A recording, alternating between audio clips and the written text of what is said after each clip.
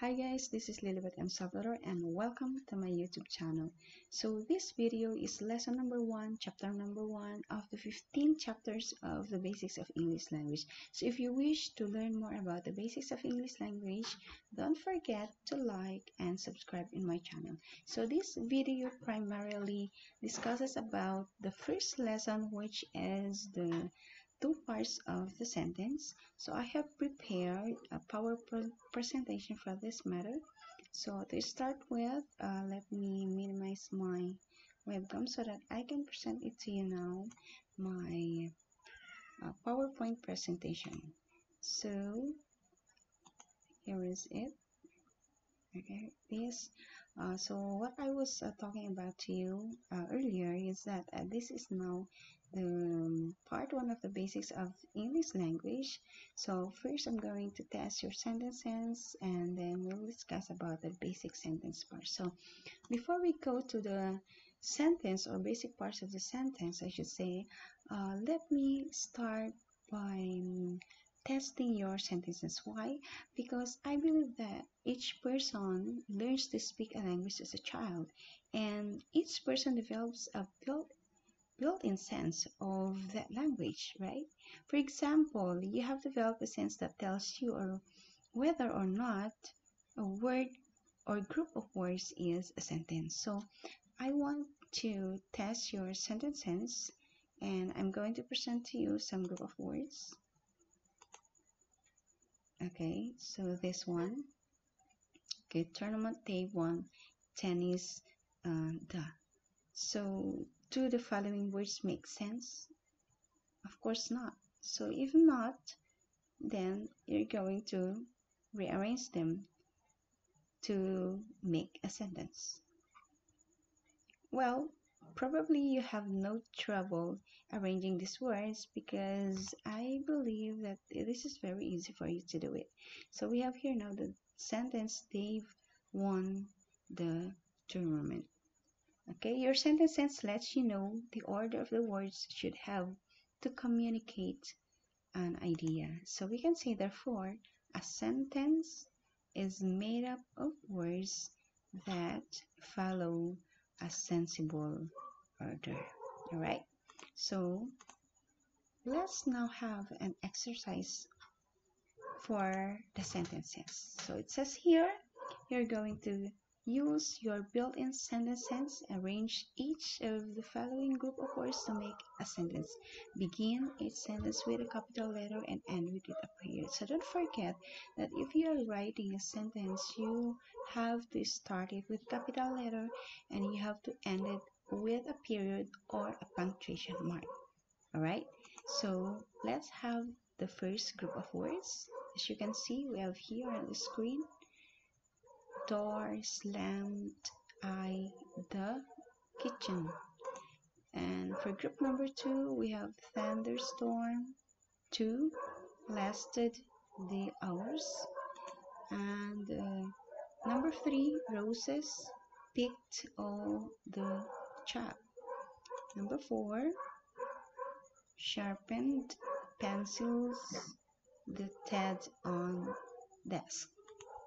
And number 5, us of none can ski. So I'm giving you time to take a look at all these group of words, numbers 1 to number 5, and then you're going to rearrange them to make a sensible sentence. Okay, so maybe you have already an answer for exercise 1 and group of words. This is now the answer. I slammed the kitchen door. So as you can see here, okay, let me have a pen. As you can see here, I started it with a capital letter and I ended it with a period. Now always remember that in writing the pronoun I, it's always capital. Now always write pronoun I in capital letter. Okay, next group of words, we have thunderstorm 2 lasted the hours. Okay, so what will be your answer? I bet you have this answer. Right, wait. There's something wrong with my. Okay. The thunderstorm lasted 2 hours. The thunderstorm lasted 2 hours. So if you take a look at this, the article that I started with capital letters still, and I ended it with a period. The next one would be the group of words in number 3, and the answer would be the child picked all the roses. Still, it is an article though. I started with capital letter, and I have here the period.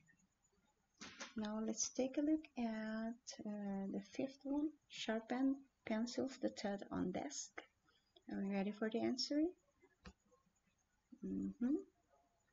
Okay, so you have this answer. Ted sharpened all the pencils on the desk. Okay, I ended with it with a capital letter, and I started it with capital T for the word 10. Okay, so number 6, we still have number 6. Sorry for that. None of us can ski, so still always take capital letter for starting your first word and end it with a period. So if you can see, it's very consistent from numbers 1 to 5, numbers 1 to 6. This is supposed to be number 4. Sorry for this. This is number 4, and this is supposed to be number 5. Okay, so numbers 1 to number 5 are very consistent that I started it with capital letter and I ended it with a period. Okay, so always remember that. Now let's take a look at the next slide. This is now the core of this video, and we have now the 2 basic parts of the sentence. So what do you think is the first part of the sentence? Bet you got it right. So the first part of the sentence is the subject, and the second part is correct. It's a predicate. Okay, so let me have this one. Okay, Dave, in the previous example that I had, okay, Dave was our subject, but if you are going to give this word just to your friend and you're conveying something and you just said Dave, then your friend would probably ask, what about Dave, right?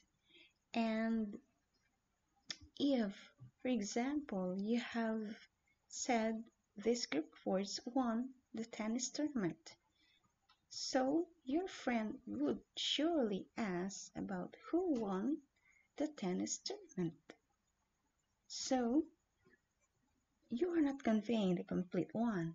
But if we are going to take a look at Dave, which is now our subject, and won the tournament excuse me, for our predicate, then putting them together would give us a perfect sentence. Okay, it would give us this. Why do I say so? Because you have already the 2 basic parts of it, the subject and the predicate.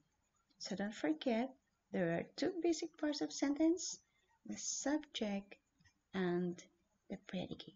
Alright? So I hope it's very clear for you. Next, in this sentence, let's take this sentence once more. They won the tennis tournament. Now, in this sentence, you can say, therefore, that we can divide the sentence into 2 parts, the subject part and the predicate part. So in the subject part, okay, take note, it usually tells who or what is doing the action, or who or what is being talked about. So that's the sentence part. What about the predicate part? The predicate part usually states what? The action, or says something about the subject. So that's very clear.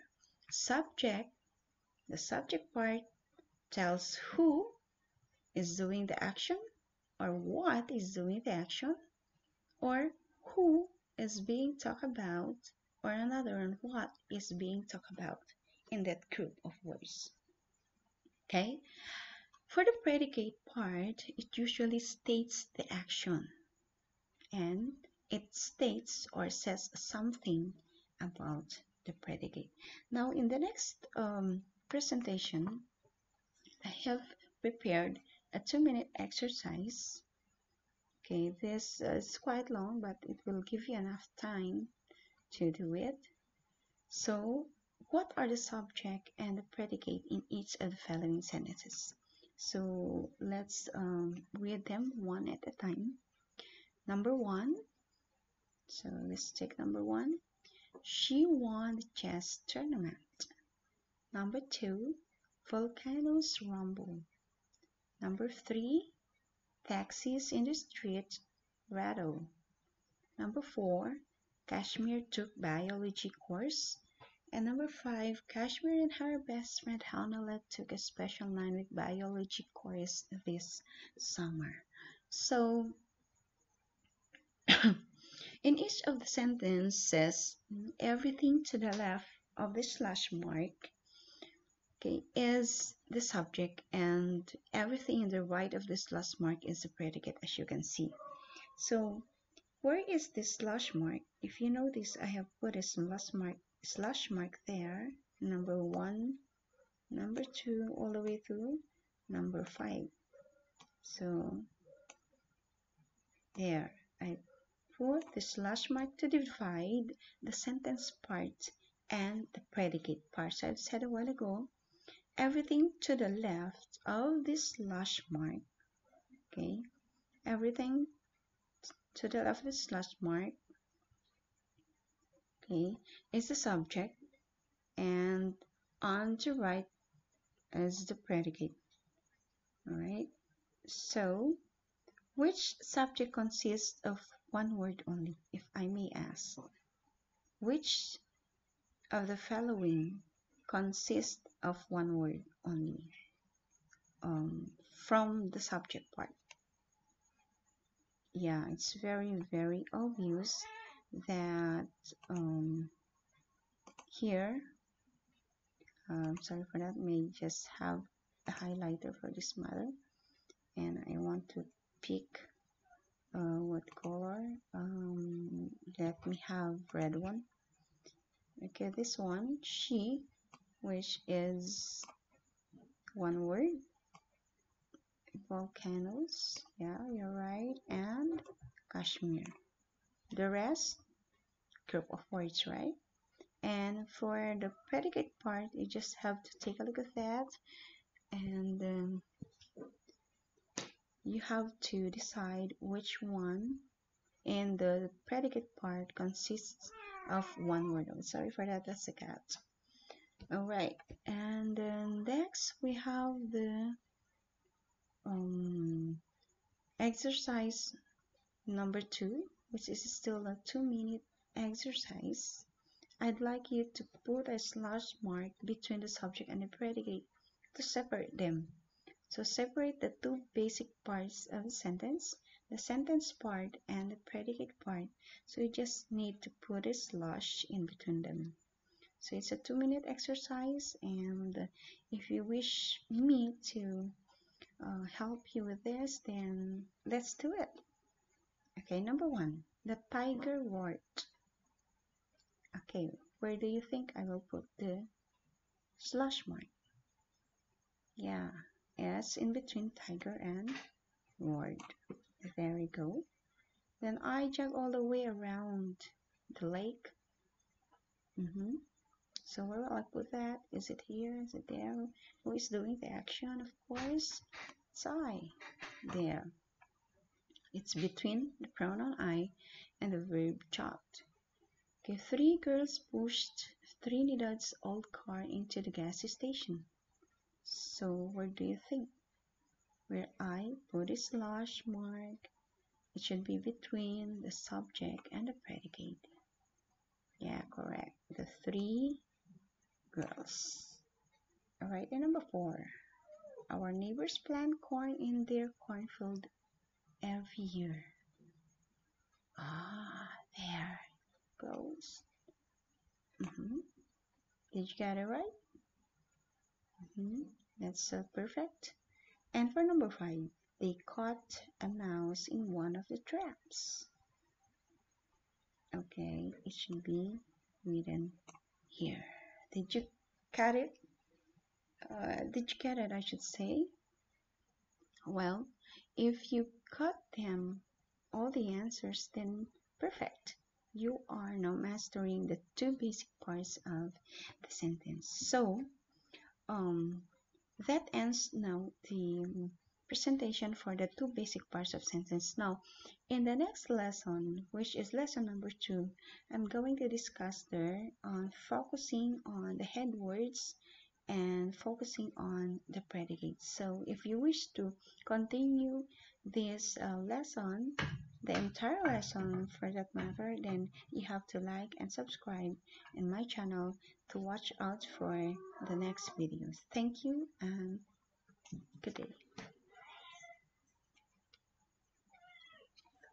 Oh, there's the cat.